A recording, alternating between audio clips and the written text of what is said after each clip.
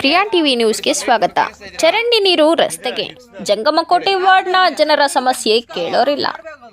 ಶಿಡ್ಲಘಟ್ಟ ತಾಲೂಕಿನ ಜಂಗಮಕೋಟೆ ಗ್ರಾಮದಲ್ಲಿ ಸ್ವಚ್ಛತೆ ಮರೀಚಿಕೆಯಾಗಿದೆ. ಚರಂಡಿಯಲ್ಲಿ ನೀರು ಸರಾಗವಾಗಿ ಹರಿಯದೆ ಸೊಳ್ಳೆಗಳ ಕಾಟ ಹೆಚ್ಚಾಗಿದೆ.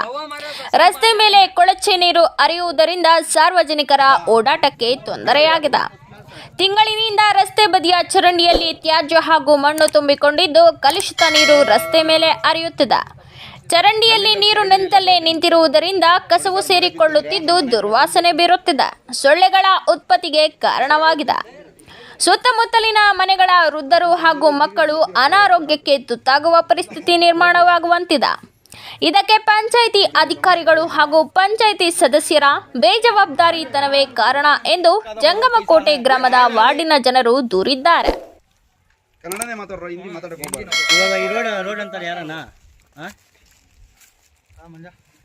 ಗಿಡ ಇದ್ರೆ ಎಲ್ಲ ಅವುಗಳು ಬಂದ್ರೆ ಜನರು ಓಡಾಡ್ತಾ ಇರ್ತಾರೆ. ಕಚ್ಬಿಟ್ರೆ ಯಾರು ಹೊಣೆ?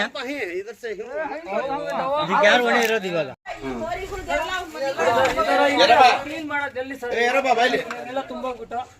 ಏನು ಆಗಿಲ್ಲ, ಸುಮ್ಗೆ ಬೀಚಿಂಗ್ ಪೌಡರ್ ಇದು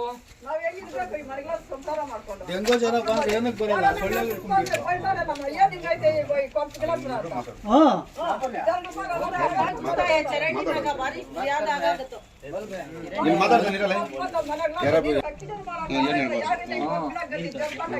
ನಮ್ಗೆ ಹಾಕಿಲ್ಲ, ನಮ್ ಕೆಲಸ ಆಗಿಲ್ಲ. ಇದು ಬಂದು 6ನೇ ಬ್ಲಾಕ್.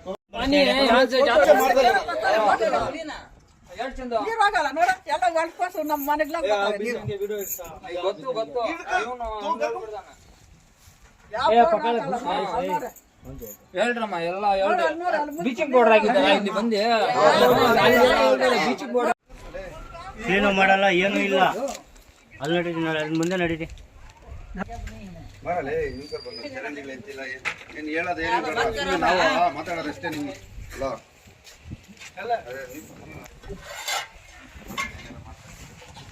ಆರನೇ ಬ್ಲಾಕ್ ಇದು. ಹೇಳ್ತಾ ಇದ್ದೀನಿ ಸರ್, ಗೀಟಿಂಗ್ ಪೌಡರ್